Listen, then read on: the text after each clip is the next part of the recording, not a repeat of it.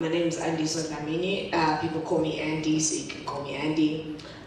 Basically, what I do is my main thing now. My focus is I run a social safe space called Same Sex Saturdays and something queer and cool. And I also write. I'm a poet. That's how I know Moholi. I wrote a lot of pieces for Moholi. But my focus now is just entertainment. And the reasoning for that is because I just feel like I started them in Durban and there was nothing. Like in Durban, I did my research and they took me to this queer club called 58. Yeah, and it was like dark as hell in there, and like I just didn't feel like I'm not seeing anyone attractive because there's no lights. So I don't know what to do here. And so that's how it actually just started. It was just like, I want to see people that are beautiful and queer, and like once a month, can we see maybe if I can get a potential something, So basically, that's like one of the reasons why I started them. And so I started this space. And basically, when I started it was just about a space. And then it became, you can just keep moving on the slide, like just showing people images. I'll just keep talking. And then you can stop at the annual All Black, because that's where we are now. But basically, when I started them, it was really small, and then I realized like this was the space in Durban where everyone felt like, oh my God, at least we get to see cool queer people and like network, and people were doing creative things and business, and all of that stuff was happening at this event. So now it's grown into a really like a mini festival that we run once a year called the annual All Black. We still run them monthly, and then in June we run an All Black one, which is attracted 710 people last year. But the whole thing is just like, as it gets bigger, it's like it becomes, how do we protect people? How many bouncers do you need? How many police officers do you need? How do you work with them? How do you work with like getting a DJ that is gender fluid and respective of different bodies and different people, and understanding pronouns and I didn't hear that. Okay.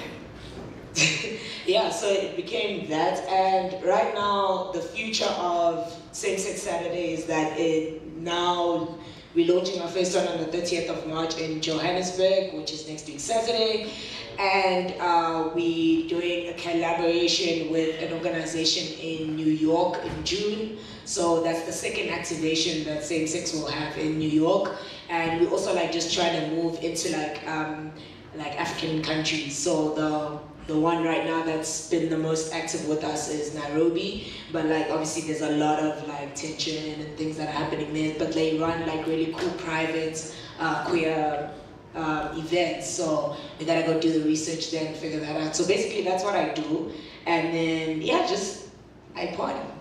Within the rainbow community, there's a lot of judgmental discrimination, things that are happening like from people that are not, like queer people that aren't privileged, and how they treat people that of middle class privilege, right? And it's like people often come to Same Sex Saturday and they say this event is for the middle class person or whatever. And I always say to people, when I walked into 58, it was not about privileged or not privileged. It was just about an aesthetic of feeling safe. I just wanted to feel safe. I wanted to see the next person. That's all it was to me. That's what it was when I started this event. But I often always wonder, like, people always talk about people that aren't privileged, and when I write a lot of my plays, because I also write plays, I really do research and I go back and I try to talk to people, and I'm really like a social person, so I really do a lot of research. But often a lot of people within the LGBTI community don't do any research when it comes to middle class people. They just assume that, okay, just because I've got this education, this has been my life. And they don't understand what the parent has done, or the background of the parent. That my mom didn't eat for a long time when I went to college because she wanted something better. Not because you know, we're not privileged or anything else. So sometimes it gets a little frustrating and a lot like very personal and emotional when people just deem you this privileged human being and you're like, it's not about privilege, it's about creating spaces. And if you want to come to those spaces and feel safe, this is what I'm doing. I have 8 bouncers. I have to pay them. I want people to dress up a certain way so that they can act a certain way. Do you know what I mean? Because again, gender-based violence is a big thing within the rainbow community. It's actually really, it's terrifying. And it's those things that they often do happen in events when you see a couple fighting. And the way that we mediate it in Same-Sex Saturday is that firstly, bouncers aren't allowed to touch anyone. So they've got a set of rules of before you approach anyone, you first find the team member and then you say what's happening before it happens. So if you see an argument happening, you have to come and report quickly.